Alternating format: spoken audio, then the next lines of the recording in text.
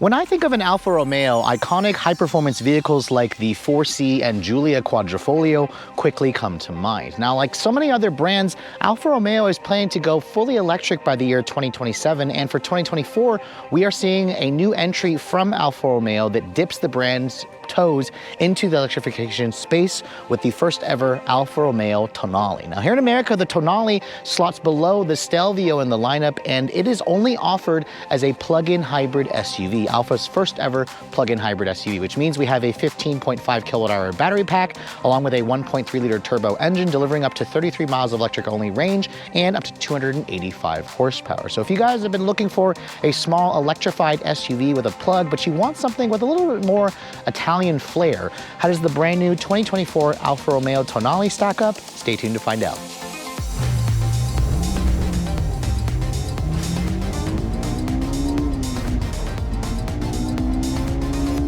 Now, before we start talking about the exterior styling of this baby Alfa SUV, let me go ahead and pop the hood and show you guys what's powering this thing. Now, like I said, Alfa only offers the Tonale as a plug-in hybrid here in the US, and in the class of subcompact luxury SUVs, this is the only plug-in hybrid in this segment. Now, underneath this hood, you're going to find an engine that is transversely mounted, the first ever transversely mounted engine, I believe, here in the US for Alfa Romeo. And that's because this car shares a platform with a Jeep Compass. Not necessarily the best place to start, but we'll keep an open mind. Now, here in the US, you have a combination of a 1.3 liter gasoline turbocharged single overhead cam 4-cylinder paired up with an electric motor powering the rear axle, giving this vehicle electronic all-wheel drive. Now, like I said, electronic all-wheel drive, that 15.5 kilowatt-hour battery pack, it's good for up to 33 miles of electric-only range. And when you have the gas engine delivering 180 horsepower and the electric motor offering 121 horsepower, Alfa says you get a combined total of 285 horsepower and 347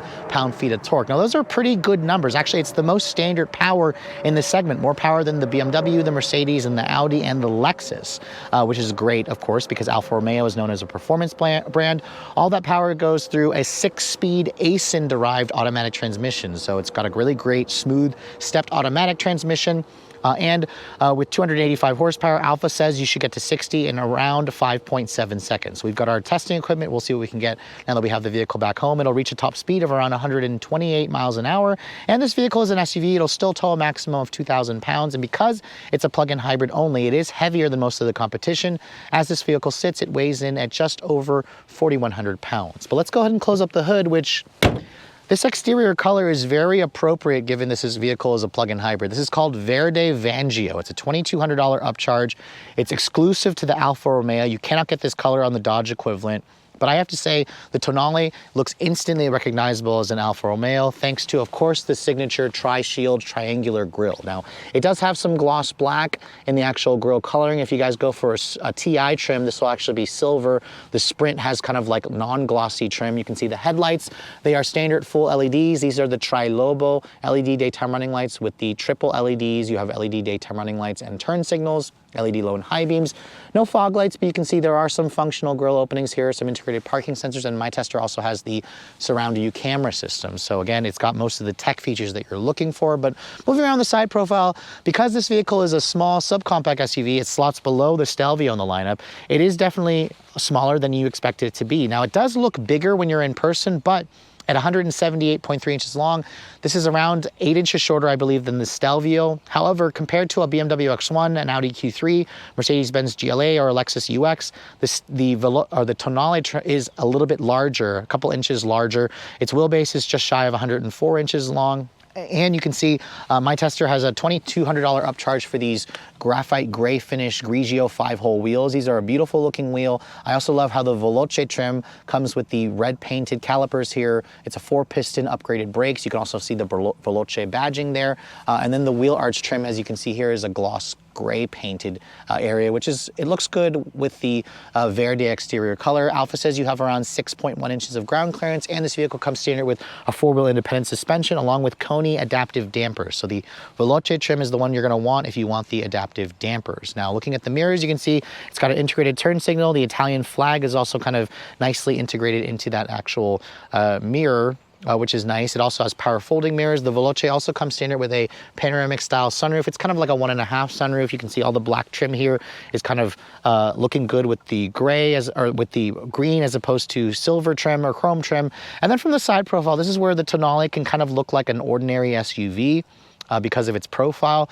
But then looking at the rear here, you can see some of you again may think that this is a Dodge Hornet, or if you see the Alfa first, you'll instantly recognize it as an Alfa. I do like how the taillights kind of have that three-dimensional look. This reminds me of like the Lexus LC, which is kind of interesting. You can see it's got a full-length LED taillight bar along with the Tonale script over here. It's got a rear window wiper, an integrated spoiler, and then down here you can see the Veloce includes a dual outlet exhaust system, which shows off the sporty intentions of the Tonale, which is nice. Now over here, this is where you charge the vehicle.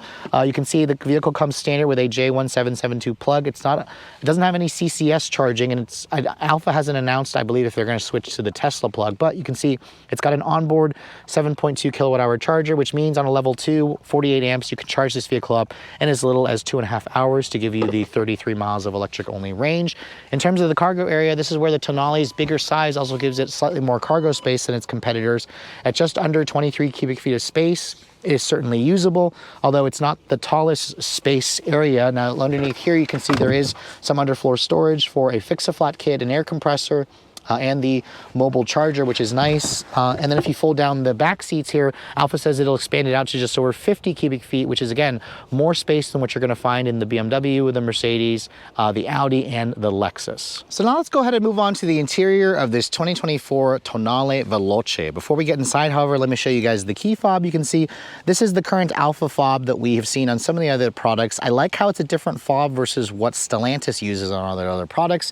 It is a big fob as well, but it feels really high quality and sturdy. You can see it has usual buttons for unlock, lock, remote start. You also have your power liftgate and your panic function. I'm not entirely sure Alfa offers phone as a key as of this filming, but I imagine that's probably something that they'll be working on in the future. Now you can see the door handle is traditional. If you push the lock button here, the mirrors will fold in.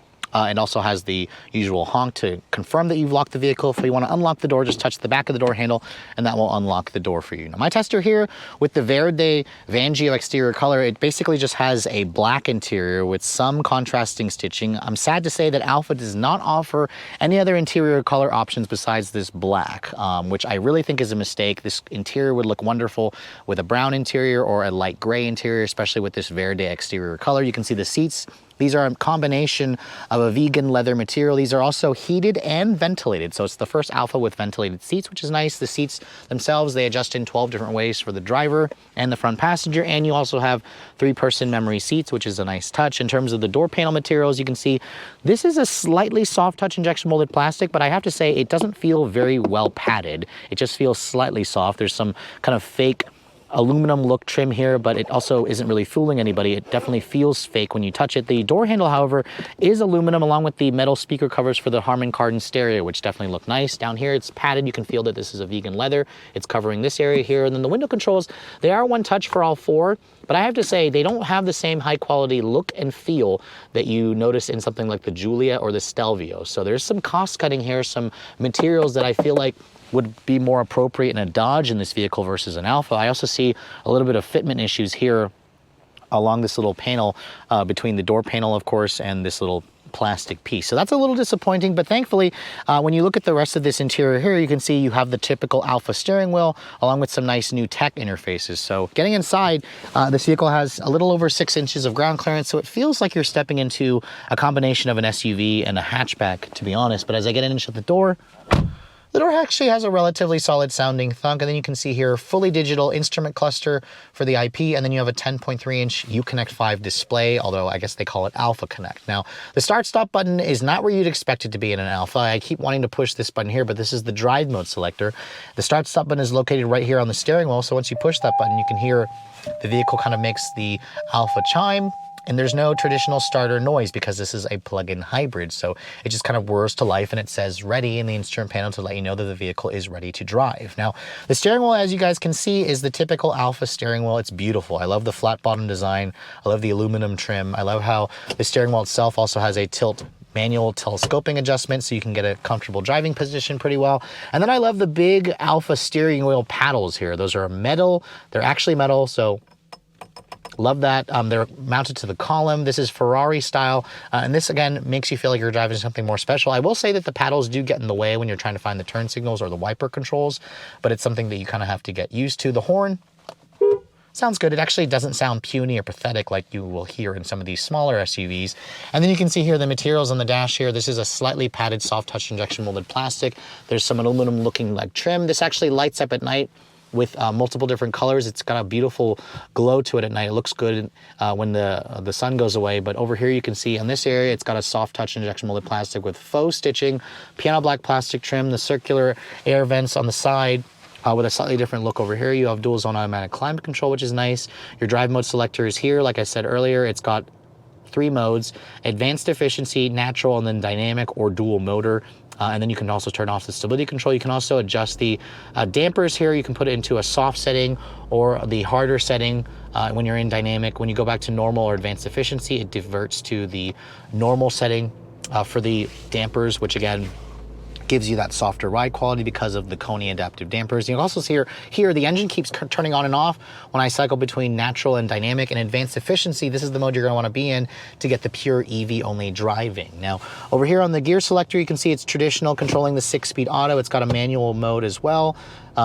Or you can also access the paddle shifters if you'd like. There's also a couple of different modes here where if you click on e-save, this will save the charge that's in the battery or recharge the battery if it's totally empty with the gas engine. You can also turn on and off an automatic parallel parking feature, your parking sensors, you have electronic parking brake, a dial there for your volume control. And then over here you can see Uconnect 5 looks really nice in this vehicle. It does have a little bit of an Alfa graphic to it where they tried to change it out a little bit to give it more of a different look because of the software changes.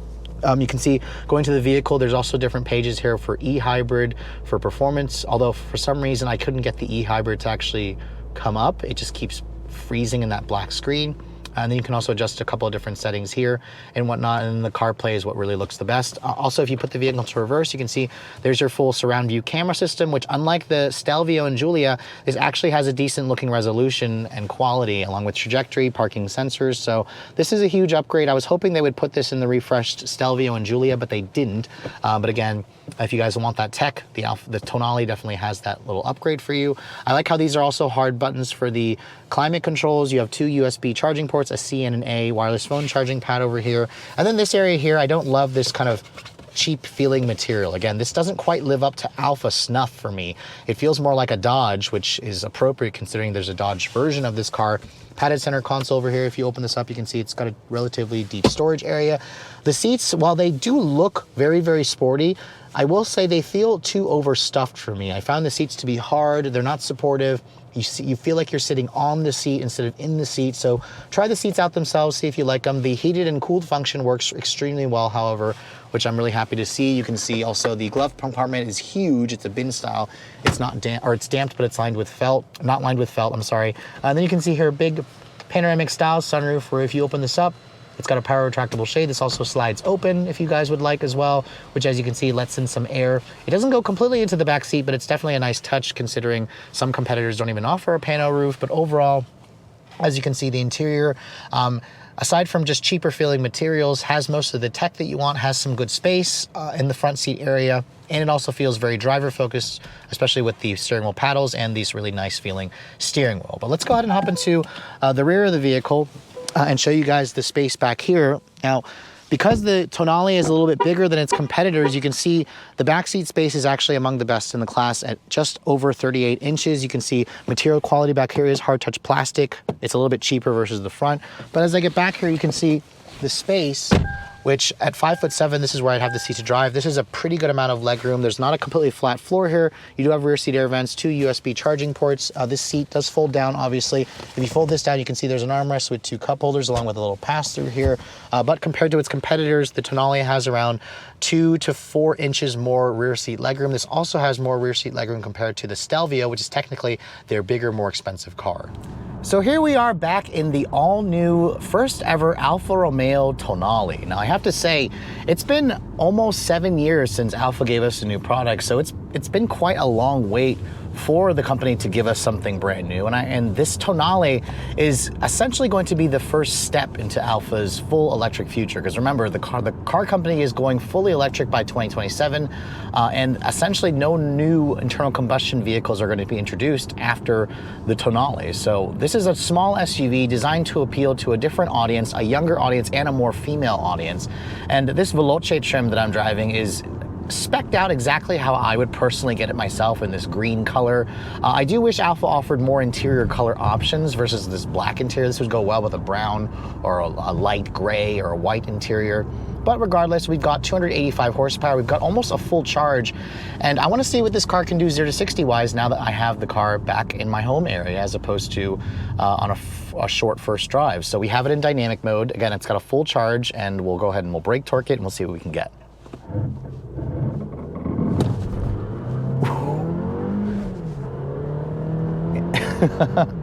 This thing definitely feels quick off the line, but you know what? I got 6.1 seconds there, and that's because it was kind of spinning the tires. So I actually had the stability control turned off there, and let's see what we can get if we turn it back on. Hopefully I can find a more drier stretch of road. We've had like a long day of rain yesterday in this area, but the last time I 0 to 60 tested this car in Detroit, I think I got like 5.7 seconds. So it kind of bogged, I noticed a little bit. The transmission bogged when it was shifting. Remember, this has a 6-speed auto combined with a 1.3 liter turbocharged 4-cylinder, so it's got a lot of power. 285 horsepower is certainly nothing to sneeze at. It's the most in its class. Keep in mind, I mean, you can get more optional horsepower from its competitors, but this is the most standard horsepower in its segment. And remember, you kind of have to disinclude the Dodge Hornet, because that's a sister vehicle to this car. But let's not brake torque it here. Let's just floor it and see what happens.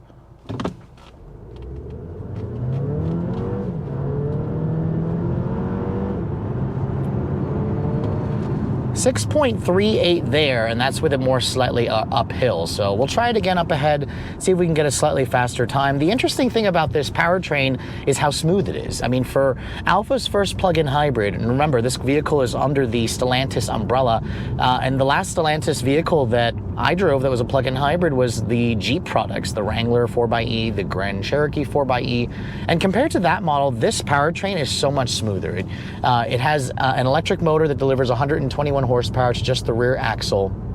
And then you've got a front-mounted turbocharged engine delivering power to only the front wheels, along with 180 horsepower. Combine it, you have electronic all-wheel drive, so there's no physical connection between the front engine or the gas engine and the rear axle. The rear axle is powered solely by that electric motor. But I have to say, the combination works really well. It's very seamless, it's very smooth. The 1.3 liter engine also makes a decent snarl when you have it in dynamic mode. It's trying to, again, create some kind of a synthetic sound a little bit, along with, you hear the natural noises of the pure electric motor kind of adding in its torque. And the cool thing about a turbocharged electrified powertrain is turbo engines typically have some turbo lag, which this engine has, but when you have the electric motors, it fills in that gap there, so you don't feel the turbo lag. You feel the instant shove of the EV electric motors, and then at the higher speeds, the turbo engine kicks in, because again, it is powering the front wheels and then adding that additional 180 horsepower. So it's a nice combination, and it's got a smooth Aisin 6-speed automatic transmission. So I have no complaints. I'm actually genuinely surprised at how good the powertrain combination is in this car, considering it's Alfa's first effort. Now, because it is only powered by, because the all-wheel drive system is only powered by the rear axle on the electric motor, there is a tendency for this thing to have a little bit of torque steer, I noticed. It's not a lot of torque steer, it's just a little bit, but it can, you know, produce a little bit of torque steer because of the front motor having so much more power versus the electric motor. And that's it takes a little getting used to, because this is an Alfa Romeo. It's technically the brand's, I believe, the brand's first ever front drive based vehicle. But let's try it here really quick.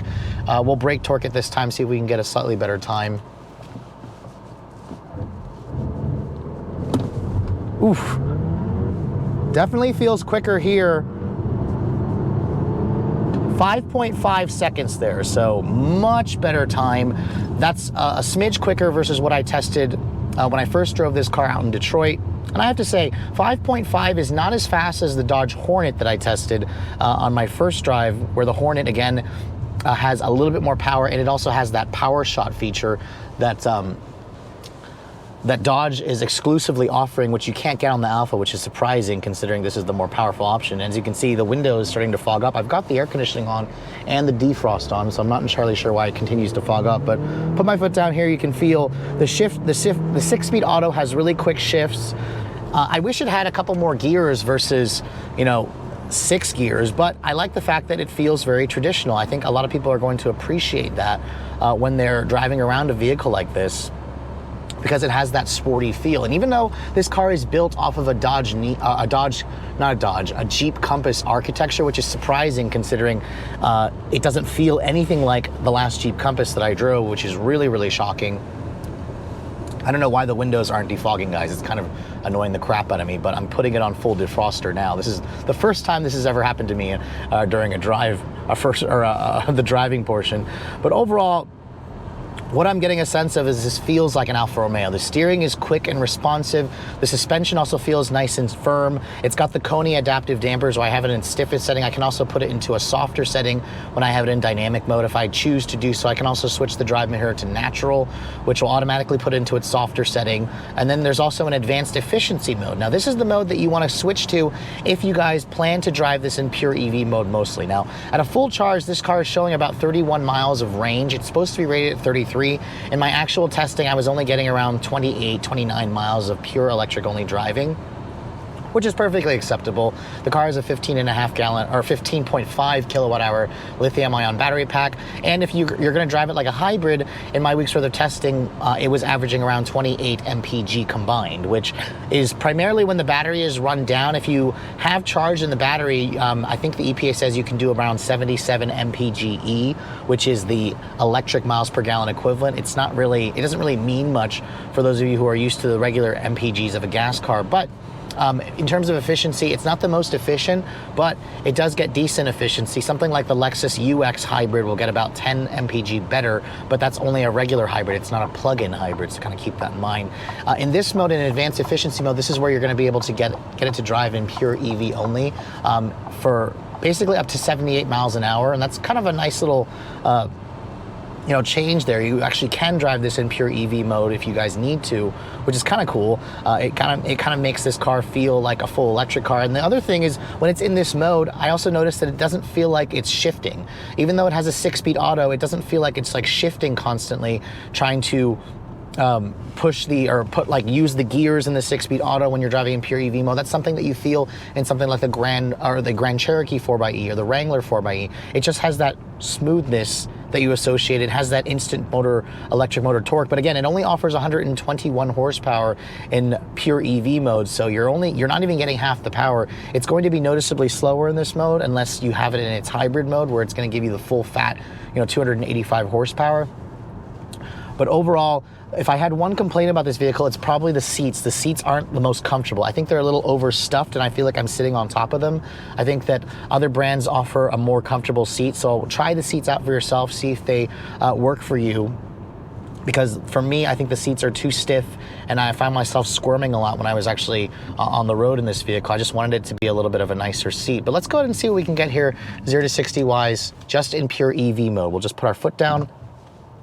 Again, there's a click point past the accelerator pedal. You don't want to go past that click point, because if you do, it'll wake up the gas engine. Now you can see the vehicle's accelerating slowly, but it's got a lot of torque. The gas engine's still not on. We're going to hit 60 in 12.38 seconds. So 12.4 seconds, obviously 5.5 when you have it in hybrid mode. So there's a reason why you want to drive it. You want to drive it in hybrid mode to get the maximum acceleration, obviously. But for those of you who plan to just drive this in pure EV mode, around town and for most of your daily commuting, it's going to have enough power for most until you need to get out on the highway. That's when you're going to want to switch it to hybrid mode. But overall, I think this car is an unexpectedly good daily driver. I think the powertrain refinement is more than what I expected it to be.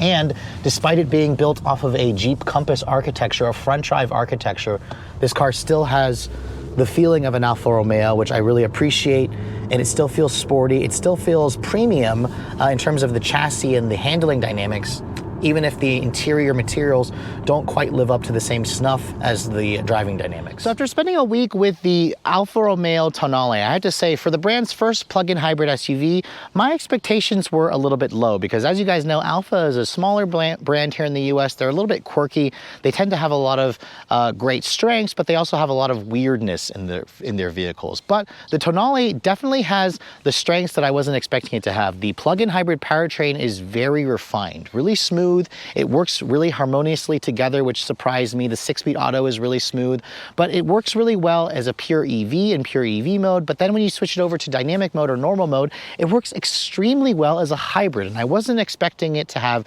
very little shudders in the gear or the drive line, to have an engine that also sounds relatively refined. It actually sounds decent when you put it in dynamic mode. And as you guys saw, 0 to 60 in 5.5 seconds in dynamic mode and hybrid mode with a full charge is plenty fast. Now, I am sad to say that I believe this is going to be slower than the Dodge Hornet RT. I'll confirm that when I get a Dodge Hornet RT to test for a full week, because that model has the power shot feature, which gives you an extra 30 horsepower. The Alfa, for some reason, doesn't have that feature.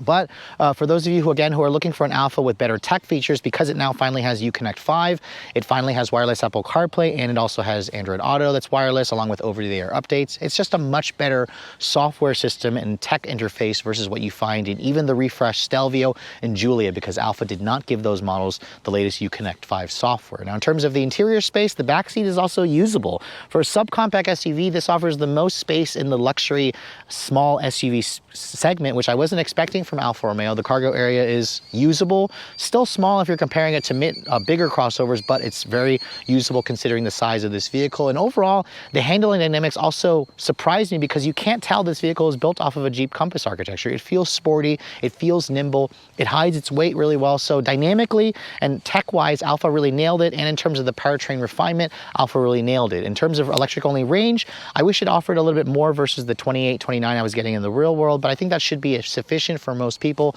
If Alfa made the battery pack a little bit larger, you could probably, eke out 40 miles, which I think is kind of the sweet spot in terms of the numbers. But overall, if you are looking to get your hands on this vehicle, the Alfa is going to cost more than the competition because it only comes as a plug-in hybrid. Base pricing for the Sprint with standard all-wheel drive is around $43,000, $42,995. It's literally the least expensive Alfa in the US by only less than $100 compared to a base Giulia. Most of you, however, are probably going to go up to the TI trim for around $46,000. The Veloce is going to start at a little over $50,000, but with the adaptive dampers, the Brembo, the upgraded high-performance brakes, the upgraded sound system, it's certainly worth the extra charge if you guys want the premium touches. My tester, however, with the exterior color charge, the technology package, the driver assistance package, and destination, all in my tester is just under $59,000, about $58,990, which is certainly expensive, but if you option out a fully loaded Mercedes or BMW, they can also be around $60,000. The Lexus UX is also another hybrid competitor, but it's not a plug-in hybrid. That's around $10,000 less than this vehicle, but it also has no electric-only range, and it also has around 100 less horsepower. So if performance means something to you and interior space, the Alfa is certainly going to, fit that bill.